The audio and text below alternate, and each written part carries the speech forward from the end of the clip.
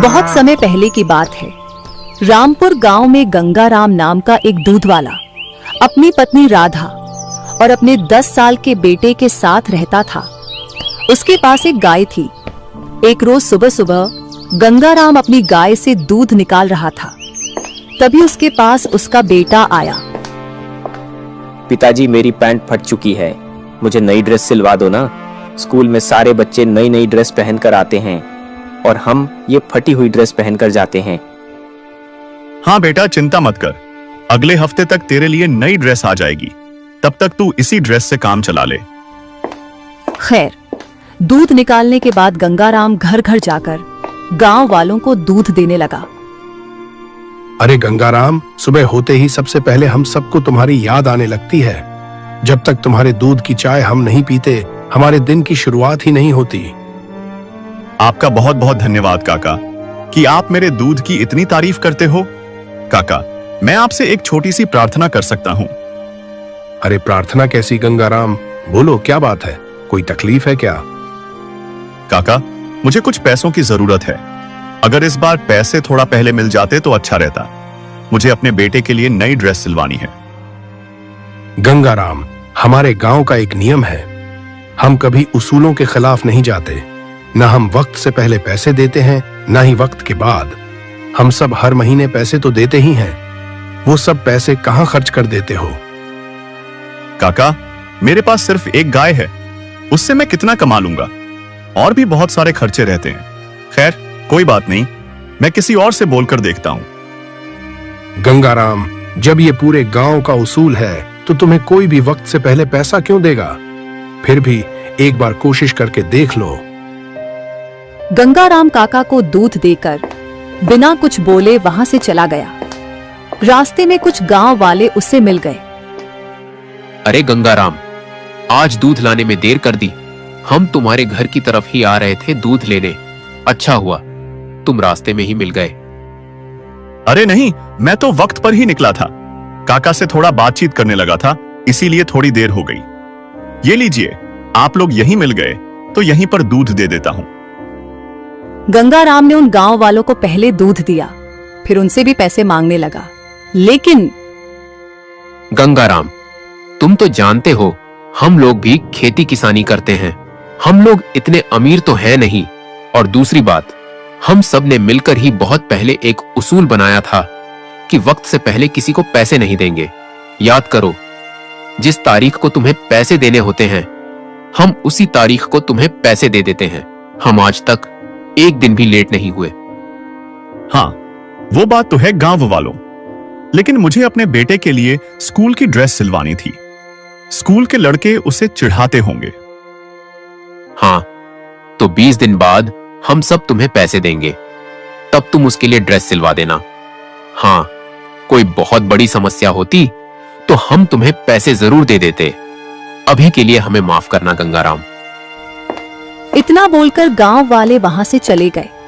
ऐसे ही धीरे धीरे एक हफ्ता बीत गया। गंगाराम के पास कहीं से भी पैसों का जुगाड़ नहीं हो पाया। एक रात गंगाराम की पत्नी राधा खाना बनाकर लाई तो तीनों जमीन पर बैठकर खाने लगे। अजी, आप सुबह सुबह निकल जाते हो गांव वालों को दूध देने और दिन भर गाय चराया करते हो। इन 2 कामों के अलावा आपके पास कोई तीसरा काम तो है नहीं।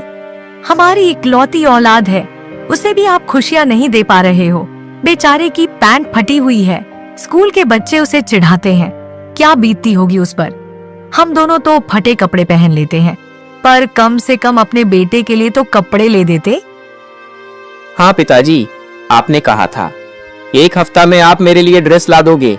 आज 1 हफ्ता पूरा हो गया, आप तो अभी तक कपड़ा भी लेकर नहीं आए। तो सिलवाएंगे कब? क्या मैं स्कूल जाना बंद कर दूं? दोनों की बातें सुनकर गंगाराम के गले से अब खाना नीचे नहीं उतरा और वह आंखों में आंसू लिए बोला, बेटा, आजकल दूध में इतनी कमाई तो हो नहीं रही, और जिसके पास भी पैसे मांगने गया उन सब ने अभी पैसे देने से ही मना कर दिया। किसी तरह 20 दिन रुक जाओ, इस बार मैं तुम्हारे लिए ड्रेस जरूर ला दूंगा। वैसे एक बार कल मैं सरपंच जी के पास भी जाऊंगा, अगर वो उधार पैसे दे देंगे तो मैं कल ही तुम्हारे लिए ड्रेस ले आऊंगा। ठीक है पापा, वैसे आप इतना परेशान मत हो। स्कूल के लड़के मुझे चिढ़ाते हैं। कोई बात नहीं, जब मैं पढ़ लिख कर बड़ा आदमी बन जाऊंगा ना, तब आपको कोई तकलीफ नहीं होने दूंगा। फिर खा पीकर तीनों सो गए।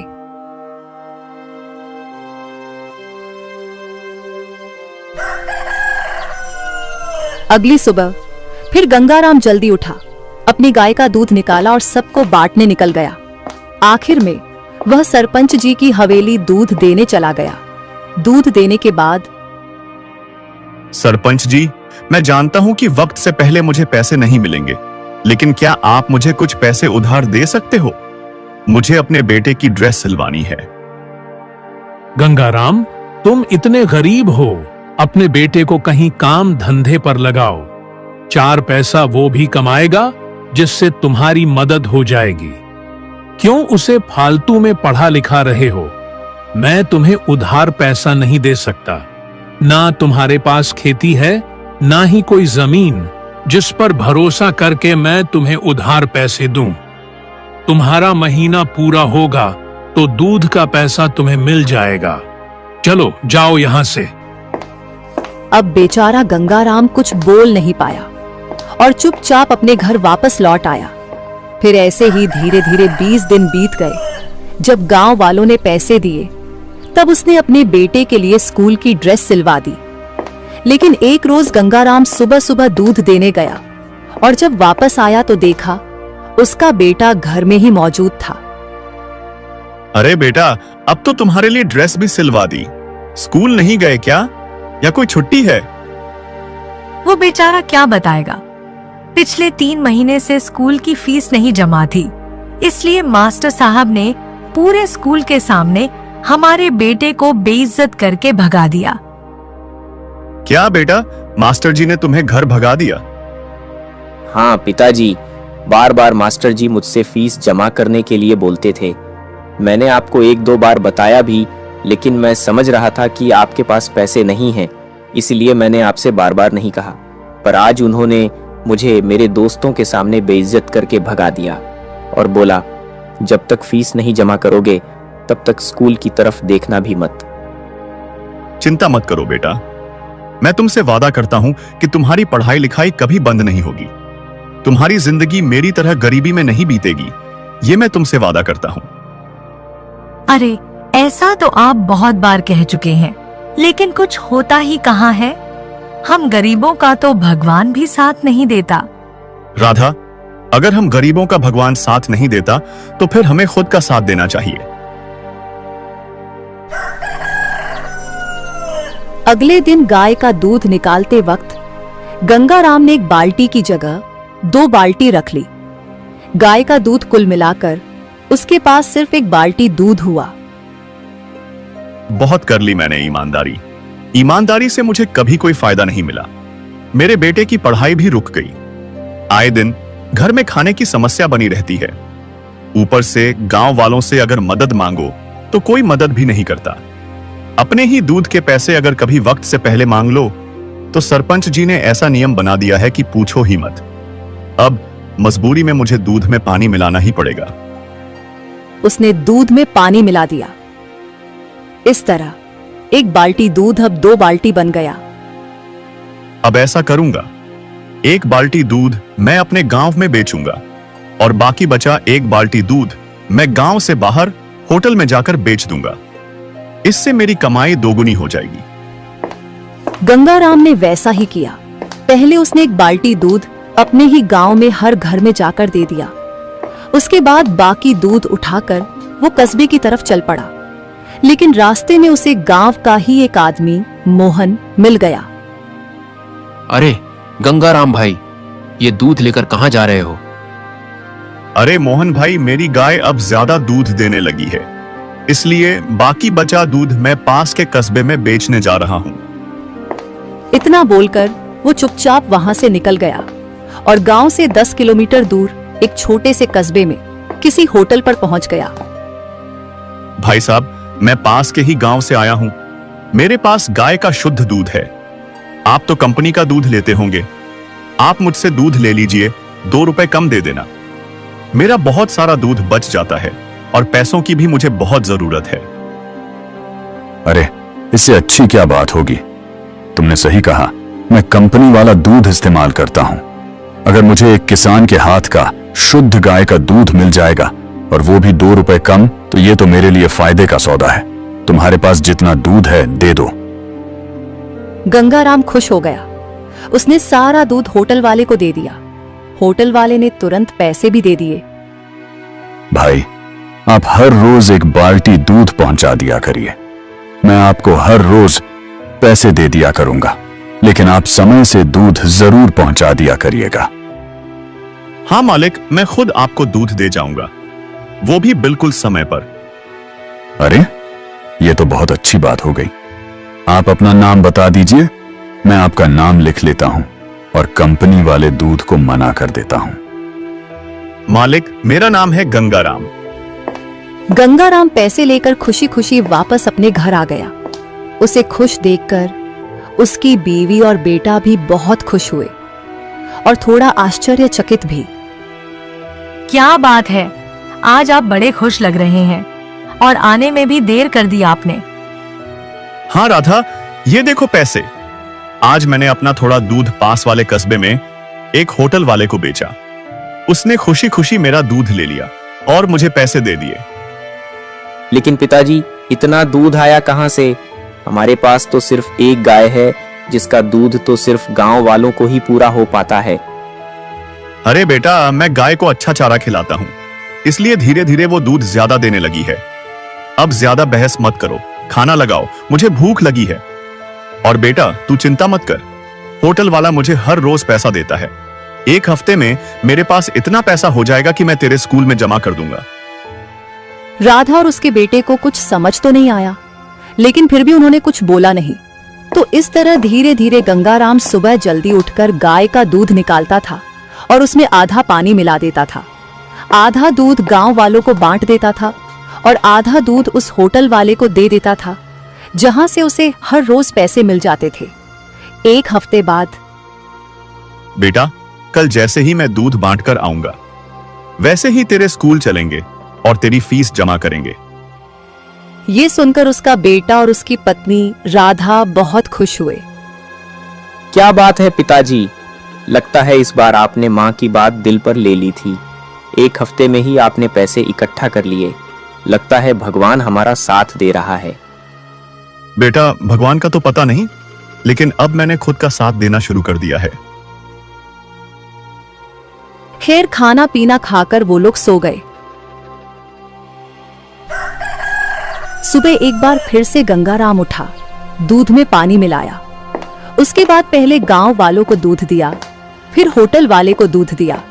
सारा काम खत्म करके घर आया तो उसका बेटा पहले से ही तैयार था। चलो पिताजी, मैं तैयार हूँ। मेरा स्कूल जाने का बहुत मन कर रहा है। जब से आपने स्कूल की फीस जमा करने की बात की है, तब से हमारा बेटा बहुत खुश है। भगवान करे ये खुशियां हमेशा बनी रहें। ऐसा मत बोलो राधा, अब मैं अपनी जिंदगी में कभी भी कोई गम नहीं आने दूंगा, ये मैं वादा करता हूँ। गंगाराम अपने बेटे के साथ स्कूल गया और सीधा प्रिंसिपल के ऑफिस पहुंच गया। वहां पर उसने फीस जमा कर दी और प्रिंसिपल से बोला, साहब, हम जैसे गरीबों के बच्चे अक्सर फीस न जमा होने के कारण बीच में ही पढ़ाई छोड़ देते हैं। मैंने देखा है, बड़े बड़े घरों के बच्चे जिनकी फीस टाइम पर जमा हो जाती है, उनके पास 3-4 जोड़ी ड्रेस भी रहती हैं, सारी किताबें भी होती हैं उनके पास, फिर भी वो अच्छे नंबर नहीं ला पाते। उनका पढ़ाई में भी मन नहीं लगता। वहीं गरीबों के बच्चों का पढ़ाई में बहुत मन लगता है।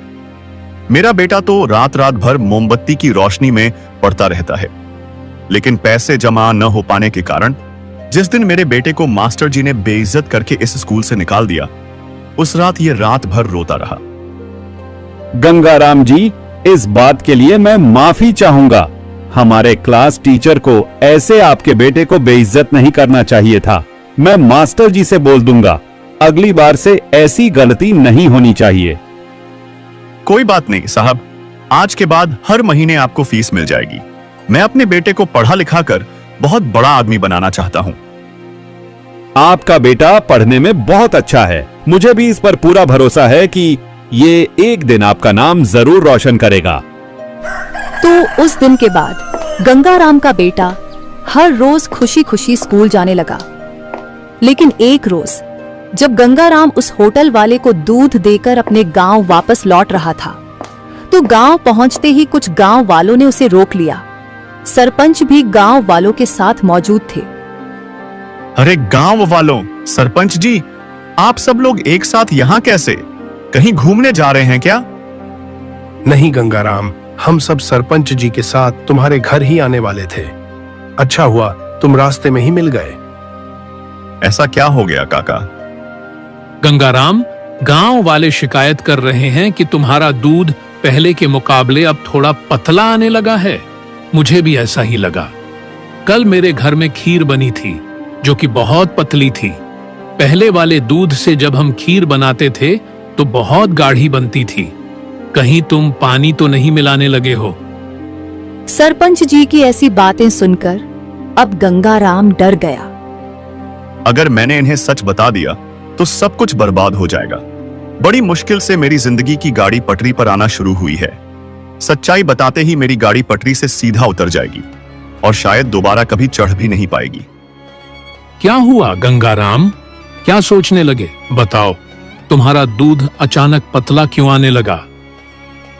अरे सरपंच साहब, क्या बताऊं, मेरी गाय कुछ दिनों से थोड़ी सी बीमार रहती है।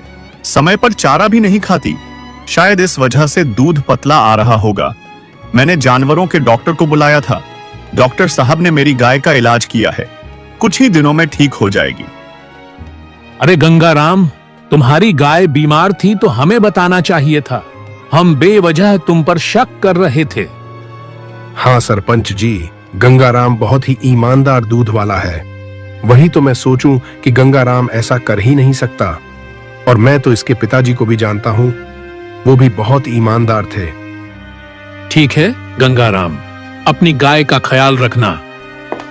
इतना बोलकर सरपंच और बाकी गांव वाले वहां से चले गए। इधर गंगाराम भी अपने घर की तरफ लौटने लगा। आज तो बाल बाल बच गया, लेकिन ये झूठ बोलकर और गाय का बहाना बनाकर मैं कब तक गांव वालों से बचता रहूंगा? कुछ समझ नहीं आ रहा।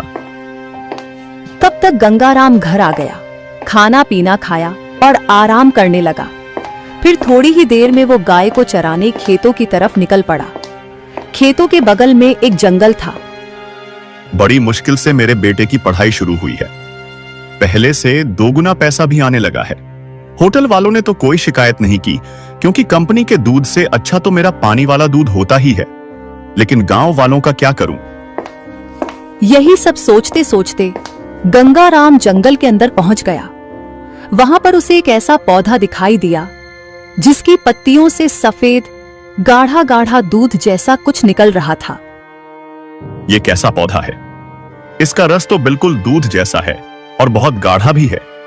क्यों ना मैं इसे अपने दूध में मिला दूं, ताकि मेरा दूध फिर से गाढ़ा हो जाए। पहले इस पौधे के रस का मैं खुद इस्तेमाल करके देखता हूं, कहीं किसी को नुकसान न हो जाए। गंगाराम ने उस पौधे से कुछ पत्ते तोड़े और रस को अपनी जीभ से चखने लगा। अरे वाह, इसका स्वाद तो बहुत मीठा है। अगर इसको मैंने दूध में मिला दिया तो मेरा दूध गाढ़ा होने के साथ साथ मीठा भी हो जाएगा। इसका तो कोई नुकसान भी नहीं है। चल गंगाराम, अब इन पौधों को घर ले चल। अब तो फायदा ही फायदा होगा। गंगाराम वो ढेर सारे पौधे छुपाकर अपने घर ले आया और सुबह होते ही उनका रस दोनों बाल्टियों में मिला दिया। यह तो चमत्कार हो गया। मेरा पूरा दूध तो अब पहले से भी ज्यादा गाढ़ा और मीठा हो गया है। अब तो मैं 2 बाल्टियों से 4 बाल्टियां और 4 से 8 बाल्टियां दूध बनाया करूंगा और बड़े बड़े शहरों में ले जाकर बेचा करूंगा, जिससे मैं पहले से अब 2 गुना पैसा वाला हो जाऊंगा। अब गंगाराम वही गाढ़ा दूध गांव वालों को देने लगा। शाम को गांव वाले गंगाराम से मिले। गंगाराम, मुबारक हो। तुम्हारी गाय तो बिल्कुल ठीक हो गई लगता है। डॉक्टर साहब ने इतना अच्छा इलाज किया कि तुम्हारी गाय पहले से भी गाढ़ा, मीठा और स्वादिष्ट दूध देने लगी है। हाँ गंगाराम, आज का दूध तो पहले से भी गाढ़ा और मीठा था। हाँ काका, मैंने भी जब दूध पिया तो बहुत स्वादिष्ट लग रहा था। धन्य है ऊपर वाले का कि मेरी गाय ठीक हो गई। लेकिन अगले दिन दोपहर कुछ ऐसा हुआ जिसका अंदाजा शायद गंगाराम को भी नहीं था। दोपहर में सारा गांव, यहाँ तक कि गांव की महिलाएं और बच्चे भी उसके घर के बाहर इकट्ठा हो गए। गंगाराम और उसकी पत्नी राधा बाहर आए। गंगाराम यह सब देखकर डर गया। अरे सरपंच जी, गांव वालों, अब मैंने क्या कर दिया? आप सारे लोग इकट्ठा मेरे घर के सामने। अरे भैया, सरपंच जी से क्या पूछ रहे हो? मैं बताती हूँ। आज के बाद हमें 2 गुना दूध चाहिए। तुम्हारा दूध अब इतना स्वादिष्ट हो गया है कि बिना दूध के अब हम रह ही नहीं सकते। ये सुनकर गंगाराम की जान में जान आई। लेकिन बहन जी, मेरे पास सिर्फ एक ही गाय है। अब मैं और दूध कहां से लेकर आऊं? देखो गंगाराम, दूध तो हमें चाहिए ही, वो भी पहले से 3 या 4 गुना। इसके लिए अब चाहे तुम कुछ भी करो। इतने दिनों से दूध बेच रहे हो, एक गाय से 2 गाय नहीं कर पाए। ऐसा करो, हम सब गांव वाले मिलकर तुम्हें पैसे दे रहे हैं। जाओ, 1 गाय और खरीद कर लाओ। यह सुनकर गंगाराम और उसकी पत्नी दोनों दंग रह गए।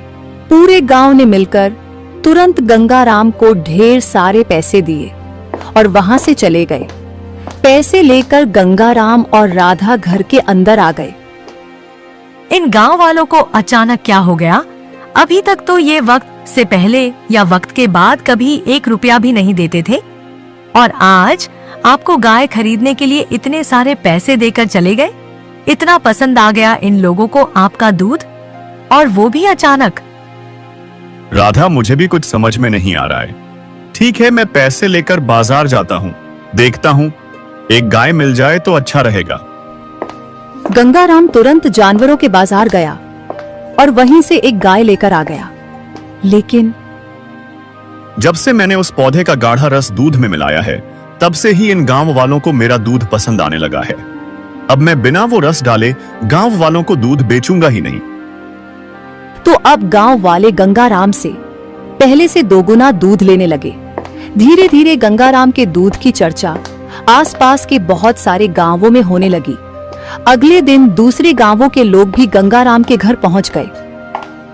अरे गंगाराम, तुम्हारे दूध की चर्चा तो दूर दूर तक हो गई है। ऐसा करना, मेरे गांव में और मेरे पास वाले गांव में कल से हर घर में दूध दे जाना। पुराने दूध वाले को हमने मना कर दिया है। राधा और उसका बेटा ये सब देखकर बहुत हैरान हो रहे थे, लेकिन गंगाराम मन ही मन बहुत खुश हो रहा था। तो इस तरह अब गंगाराम 4-5 गांवों में पानी और उसी पौधे का रस मिलाकर दूध बेचने लगा। कुछ ही महीनों में गंगाराम ने अपना अच्छा घर बनवा लिया, बेटे को अच्छे अच्छे कपड़े पहनाने लगा और एक बड़ा सा तबेला भी खोल लिया जिसमें कम से कम 4-5 गाय थी। लेकिन पूरे दूध में अभी भी वो पानी और उस पौधे का रस मिलाता था। एक रात अपने आलीशान घर में गंगाराम अपनी पत्नी और बेटे के साथ बैठकर जब खाना खा रहा था, तभी उसका बेटा बोला, पिताजी, कुछ ही महीनों में हमारी तो जिंदगी ही बदल गई। मुझे तो ये सब सपना लग रहा है। बेटा, यह सपना नहीं है। हमारे आसपास के सभी दूध वाले गांव छोड़कर शहर भाग गए हैं। सब गांव वालों को मेरा दूध इतना पसंद आ रहा है कि वो सब अब मुझसे ही दूध खरीदते हैं। बस यही मेरी तरक्की का कारण है। लेकिन इधर धीरे धीरे गांव वाले बीमार पड़ने लगे। यहाँ तक कि राधा, उसका बेटा और गंगाराम खुद भी बीमार पड़ गया। आसपास के गांव वाले भी बीमार पड़ने लगे। धीरे धीरे अस्पतालों में तो भीड़ लगने लगी। अरे सरपंच जी, अचानक कौन सा वायरस फैल गया कि 4-5 गांव वाले एक साथ बीमार हो गए? अरे पता नहीं डॉक्टर साहब, क्या हो गया कि अचानक सारे के सारे लोग बीमार होने लगे। चिंता मत कीजिए, इतनी कोई भयंकर बीमारी नहीं है। मैं सबका इलाज कर दूंगा। लेकिन इन 5 गांवों को छोड़कर बाकी किसी गांव में या किसी कस्बे में ये बीमारी नहीं फैली। ऐसा कैसे हो सकता है? ये तो मेरी भी समझ में नहीं आ रहा डॉक्टर साहब। फिलहाल हमारा इलाज कीजिए और हमें ठीक कीजिए। ये सब बाद में सोचेंगे। तब तक वहां पर गंगाराम अपनी पत्नी और बेटे को लेकर आ जाता है और डॉक्टर साहब से कहता है, डॉक्टर साहब, मेरे बेटे और बीवी को जल्दी देखिए। इन दोनों की हालत तो कुछ ज्यादा ही खराब लग रही है। मेरा इलाज आप भले ही बाद में करना, पहले इन्हें ठीक कर दीजिए। अरे मैंने कहा ना, इतनी भयंकर बीमारी नहीं है, सब लोग ठीक हो जाएंगे। तो इस तरह धीरे धीरे सारे लोग ठीक तो हो गए, लेकिन कुछ दिनों बाद फिर से बीमार पड़ने लगे। अब गांव वालों को थोड़ा थोड़ा शक गंगाराम पर होने लगा।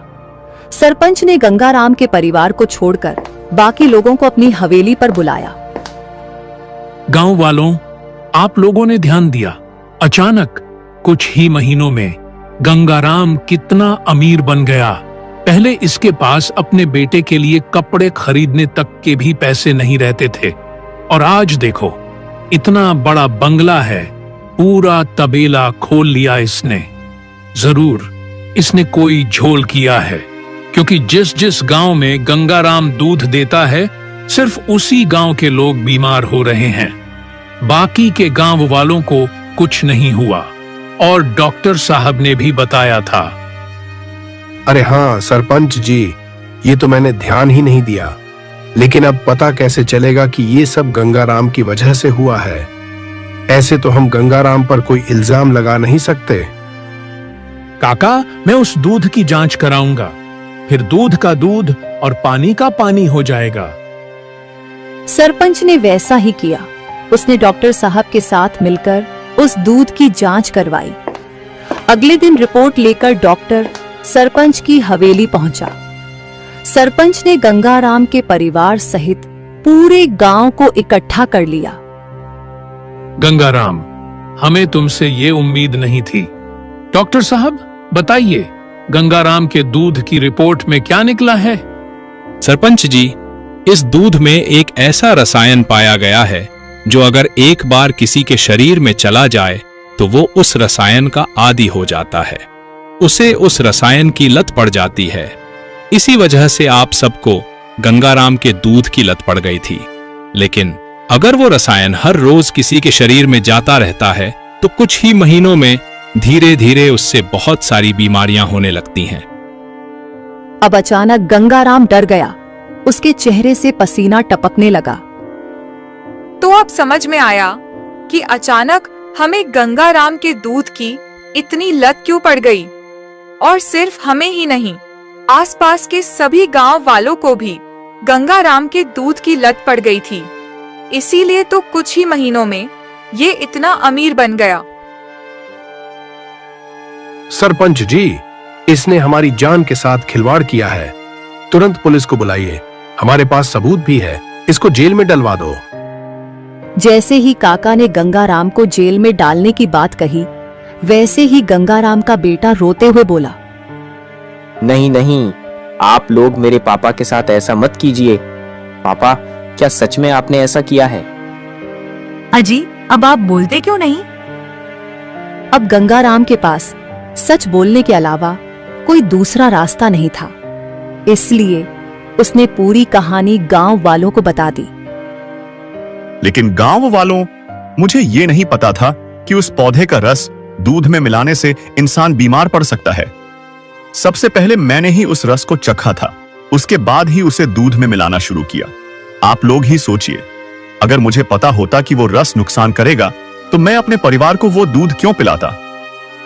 गंगाराम, चलो ये बात मान लेते हैं कि तुम्हें नहीं पता था कि उस पौधे के रस में बीमारी फैलाने वाला रसायन है, लेकिन तुमने ये सब आखिर किया क्यों? तुम्हारे पिता की ईमानदारी की लोग मिसालें दिया करते थे और तुम भी बहुत ईमानदार थे। इतना ईमानदार दूध वाला अचानक लालची दूध वाला कैसे बन गया? मैं अपनी जिंदगी से हार चुका था सरपंच जी। मैंने अपने पिता को भी पूरी जिंदगी परेशानियों से जूझते देखा।